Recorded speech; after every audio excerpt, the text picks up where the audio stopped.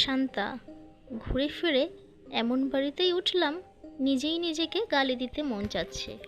বাড়িটা অনেক পুরাতন হলেও দেখতে কিন্তু দারুণ। অনেক কারুকাজ করা আছে, অনেক বড় বাড়ি। যাই হোক, বাড়িটা পরিষ্কার করতে লাগলাম। সারা বাড়ি ধুলোবালি মাকড়সার জাল ঘিরে আছে।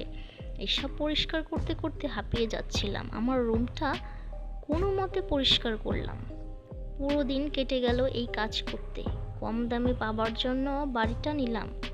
এখন দেখছি যা খাটাখাটনি করেছি এতে দাম ঠিকই পড়ে যাচ্ছে। রুমটা পরিষ্কার করতে লাগলাম। সব কিছুই ঠিকঠাক করা হলো।